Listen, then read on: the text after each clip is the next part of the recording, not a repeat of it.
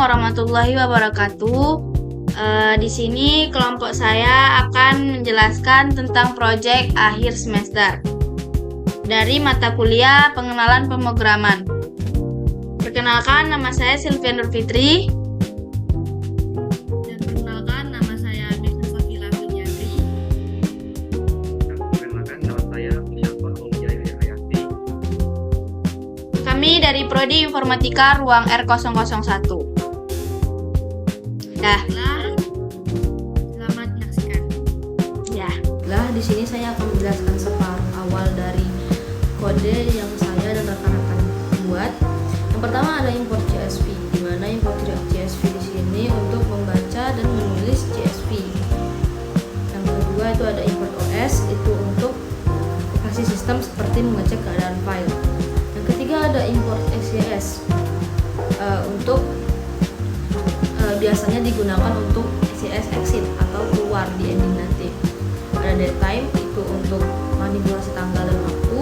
Ada default dict dan collection import default dict, itu untuk membuat dictionary baru agar tidak perlu manual. Lalu iter tools itu biasanya tidak dipakai di sini. Lanjut ke yang berikutnya, itu ada berkas CSV. Di berkas CSV sendiri, di sini saya membuat nama CSV nanti itu adalah hasil duit CSV. Nah, jadi nanti format yang keluar di samping itu adalah hasil duit CSV. Lanjut, format tanggal itu ada %Y garis %M dan %D. Itu Y sama dengan tahun untuk 4 digit misalkan 2025, lalu bulan 2 digit itu misalkan 05, 05, dan D itu untuk tanggal, itu misalkan 21. Lanjut ke bagian fungsi untuk memastikan CSV beneran ada atau tidak. Nah, apa tujuan dari fungsi ini? Tujuannya adalah menghindari error saat program pertama kali dijalankan dan agar user tidak perlu membuat CSV manual. Lanjut ke fungsi baca transaksi. Di fungsi ini kita untuk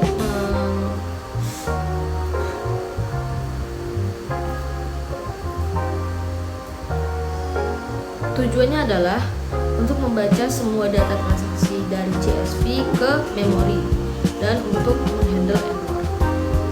Lanjut ke fungsi tulis transaksi. Nah, di sini kita akan menulis transaksi apa yang akan kita jalankan. Nah, di sini ada kode A, new line encoding. Itu untuk membaca. Ya, itu untuk membacanya kan? Ya, itu untuk file membaca. Lanjut ke fungsi ID berikutnya. Di ID berikutnya ini untuk membuat list. Misalkan nanti ID bernama 1, string itu angka yang berangkat 1, 2, 3. Lanjut ke fungsi tambah transaksi. Nah, jadi di sini kita akan menambahkan transaksi dari ID berikutnya dan untuk meload semua transaksi dari CSV dan menggenerate ID baru untuk transaksi yang akan ditambahkan. Lanjut ke validasi input tanggal. Jadi di sini kita akan validasi tanggal-tanggal yang akan dimasukkan untuk mengimpor uang yang akan dimasukkan. Misalkan pemasukannya awal bulan, jadi misalkan bulan 2025 bulan 4 tanggal 1 itu masuk 400.000. Jadi di sini akan validasi tanggalnya dan tanggal, tahun, dan bulan. Lanjut validasi input transaksi. Nah, di sini itu untuk memvalidasi transaksi yang masuk dan pengeluaran, masukan dan pengeluaran. Nah, jadi di sini itu fungsinya. Lanjut ke validasi input jumlah. Di validasi input jumlah ini kita memvalidasi jumlah uang yang masuk atau yang keluar, misal 10.000, jadi 1000 dan tanpa harus ada ada titik atau jarak. Lanjut ke input kategori dan deskripsi simpan. Jadi di sini untuk menginput bebas data-data yang di awal tadi, dan deskripsinya bisa kosong. Jadi di deskripsi nanti itu tidak wajib diisi. Lanjut ke fungsi format mata uang. Jadi mata uangnya kan tadi kita nggak pakai jarak dan nggak pakai titik. Nah, jadi itu nanti bakal di format dengan titik koma. Jadi nanti misalkan 10.001.000, nanti bakal ada koma di samping 0 yang pertama. Lanjut ke fungsi lihat transaksi, read dengan filter. Jadi nanti di sini dia akan membaca data transaksi yang sudah kita masukkan tadi, misalnya seperti untuk pemasukan, lalu untuk apa gitu.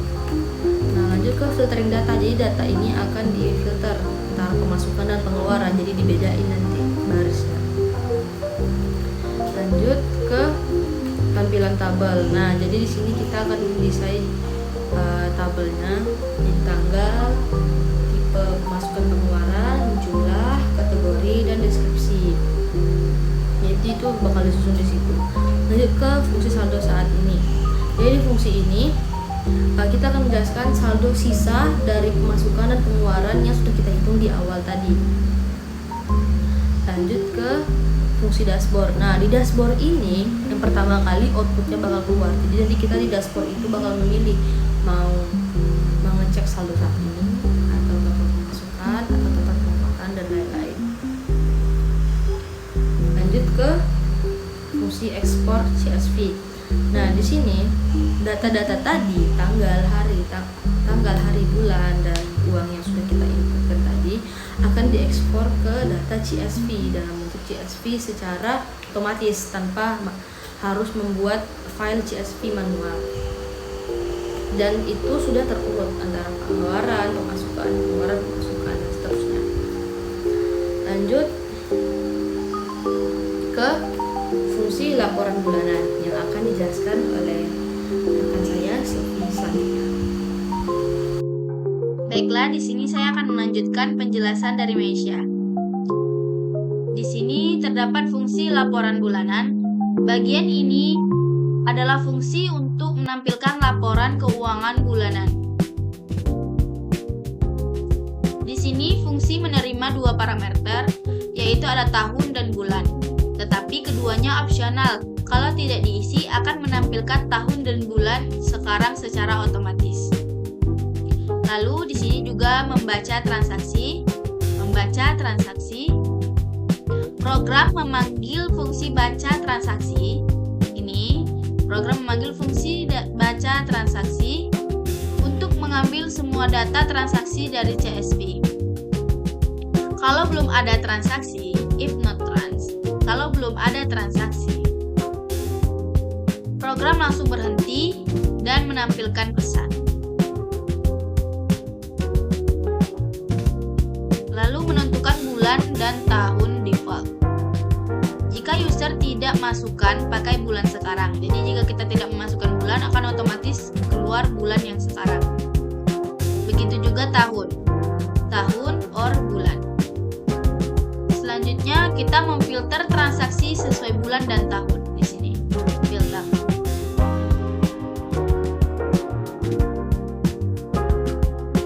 Akan otomatis masuk bulan dan tahun sekarang. Dari semua transaksi, program menyaring hanya transaksi yang sesuai bulan dan tahun yang dipilih. Kalau di bulan tersebut tidak ada transaksi, laporan dihentikan. Selanjutnya kita menghitung total pengeluaran, pemasukan, dan saldo. Di sini ada menghitung total pengeluaran, total pemasukan, lalu total pengeluaran dan saldo. Selanjutnya kita merinci per kategori atau mengelompokkan transaksi sesuai kategori. Dua dictionary dibuat untuk ada cut keluar dan cut masuk. Cut keluar keluar itu pengeluaran per kategori dan cut masuk itu pemasukan per kategori. Setiap transaksi ditambahkan ke kategori masing-masing. Lalu menampilkan ringkasan laporan. Ini. Ada laporan bulanan, total pemasukan, total pengeluaran, saldo bulan ini. Nah, program akan menampilkan judul laporan, total pemasukan, total pengeluaran, dan saldo bulan tersebut. Lalu kita menghitung tingkat menabung. Tingkat menabung. Sisa atau pemasukan. Jika ada pemasukan, tingkat menabung dihitung dalam persen. Jika tidak ada pemasukan, ditampilkan keterangan tidak terrinci di sini. Lalu kita menampilkan rincian pengeluaran per kategori. Rincian pengeluaran per kategori. Lalu rincian pemasukan per kategori. Pengeluaran ditampilkan dari yang transaksi terkecil ke terbesar agar mudah dianalisis. Lalu kita menampilkan rincian pemasukan. Itu opsional, hanya muncul kalau memang ada pemasukan. Lalu kita menampilkan kategori pengeluaran terbesar. Kategori pengeluaran terbesar. Program akan mengambil 5 kategori pengeluaran terbesar. Dan itu akan ditampilkan lengkap dengan persentase terhadap total pengeluaran di sini.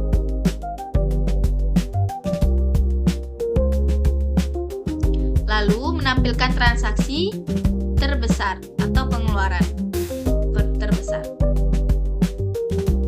Program akan mengambil 5 pengeluaran terbesar. Dan itu akan ditampilkan sesuai tanggal, jumlah, kategori, dan deskripsi. Selanjutnya kita akan di sini terdapat fungsi input angka. Fungsi ini dipakai untuk memastikan input user adalah angka bulat. Lalu looping terus sampai input valid. Kalau user menekan enter dan ada nilai default, maka pakai nilai bawaan. Jika input bukan angka, user diminta mengulang. Selanjutnya di sini ada fungsi menu utama. Program memastikan file CSV tersedia sebelum dipakai. Pastikan CSV ada. Lalu loop menu utama while true. Program berjalan terus sampai user memilih keluar. Jadi di sini kita akan memilih 1, 2, 3, 4, 5, 6, 7, lalu 0. Dan di sini terdapat percabangan menu.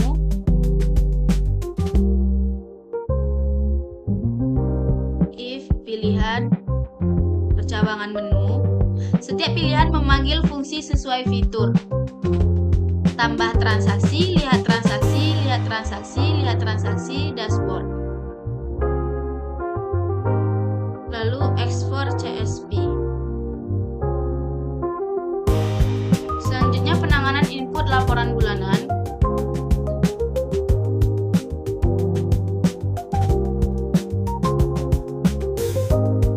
Tahun dan bulan boleh dikosongkan karena akan terisi secara otomatis.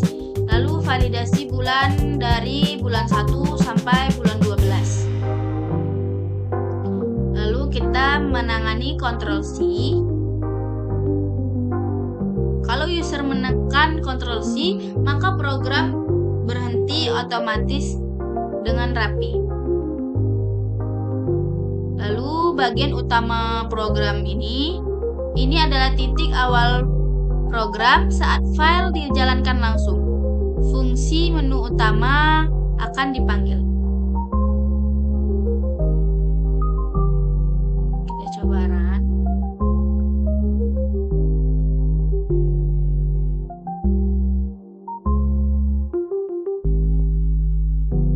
Tuh, dia akan menampilkan seperti ini. Baiklah, selanjutnya akan dijelaskan oleh partner saya. program pencatatan keuangan berbasis Python yang telah kelompok saya kembangkan berhasil diimplementasikan dan dijalankan menggunakan antarmuka Command Line Interface atau CLI. Program ini menggunakan file CSV sebagai media penyimpanan data transaksi keuangan, sehingga data dapat disimpan secara permanen dan digunakan kembali pada saat program diakan pulang. Setelah dilakukan uji coba terhadap fitur-fitur yang ada pada program, dapat diringkas yaitu pada fitur pertama yaitu fitur tambah transaksi. Pada pengujian fitur tambah transaksi, keunggulan diminta untuk masukkan data berupa tanggal, transaksi, kategori, jumlah, dan keterangan. Program melakukan validasi tentang format tanggal dan penyajian transaksi. Hasil pengujian menunjukkan bahwa data transaksi berhasil disimpan dalam file CSV. Program menampilkan pesan konfirmasi setelah data berhasil ditambahkan. Data yang disimpan dapat dicapai kembali melalui menu dilihat transaksi. Dan dengan demikian fitur tambah transaksi berfungsi sesuai dengan perencanaan sistem. Yang kedua ada fitur menu lihat semua transaksi. Fitur ini menampilkan seluruh data transaksi yang disimpan dalam file CSV dalam bentuk tabel teks. Informasi yang diberikan telah meliputi tanggal, jenis transaksi, kategori, jumlah, dan keterangan. Berdasarkan hasil pengujian, seluruh data yang telah dimasukkan dapat ditampilkan dengan benar. Urutan data sesuai dengan urutan penyimpanan, tidak terjadi kehilangan atau perubahan data. Hal ini menunjukkan bahwa proses pembacaan dari data dari file CSV berjalan dengan baik. Fitur berikutnya adalah ringkasan pemasukan dan pengeluaran dan pengeluaran. Fitur ringkasan keuangan berdasarkan total pemasukan, total pengeluaran, dan total aktif. Perhitungan saldo dilakukan dengan menggunakan total pengeluaran dan total pemasukan. Hasil pengujian menunjukkan bahwa program mampu menghitung total pemasukan dan pengeluaran secara otomatis. Nilai saldo yang ditampilkan sesuai dengan hasil perhitungan manual output yang pertama sudah dipahami oleh pengguna. Fitur ini memberikan gambar umum kondisi keuangan pengguna. Fitur berikutnya adalah laporan berdasarkan kategori. Pada fitur laporan kategori, program melaporkan transaksi berdasarkan kategori yang dimasukkan pengguna. Setiap kategori menampilkan total nilai transaksi. Hasil pengujian menunjukkan bahwa data berhasil dikelompokkan berdasarkan kategori. Total nilai transaksi pada setiap kategori muncul dengan benar. Laporan membantu pengguna identifikasi kategori pengeluaran terbesar. Fitur ini sangat berguna untuk analisis pengeluaran keuangan. Fitur berikutnya adalah laporan tahunan. Fitur laporan tahunan memungkinkan pengguna untuk melihat tingkatan keuangan berdasarkan tahun tertentu. Program memfilter data transaksi sesuai dengan tahun yang dimasukkan. Hasil pengujian menunjukkan bahwa program hanya menampilkan data transaksi sesuai tahun yang dipilih. Total pemasukan, pengeluaran, dan saldo tahunan dihitung dengan tepat. Laporan tahunan memberikan informasi keuangan dalam jangka panjang. Itu berikutnya adalah laporan bulanan. Pada fitur laporan bulanan, pengguna memasukkan bulan dan tahun tertentu untuk melihat tingkatan keuangan dalam periode tersebut. Hasil pengujian menunjukkan bahwa program mampu menyaring data berdasarkan bulan dan tahun. Perhitungan saldo bulanan berjalan dengan benar. Laporan membantu evaluasi keuangan dalam jangka pendek. Fitur berikutnya adalah ekspor laporan ke CSV. Fitur ekspor laporan menghasilkan file CSV lalu yang berisi ringkasan dan data keuangan. File ini dapat dibuka menggunakan aplikasi pengolah spreadsheet seperti Microsoft Excel.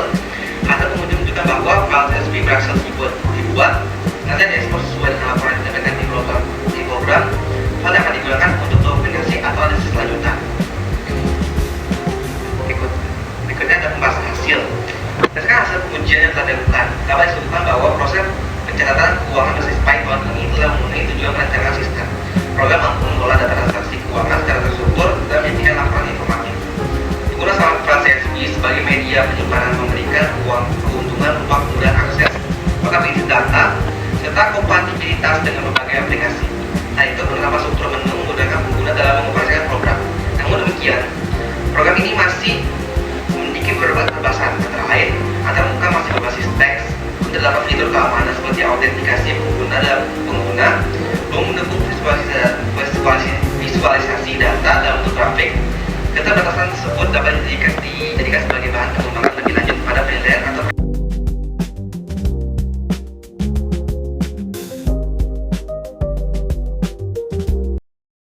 Baiklah, sekian penjelasan dari kelompok kami. Jika ada kesalahan, mohon dimaafkan. Wassalamualaikum warahmatullahi wabarakatuh.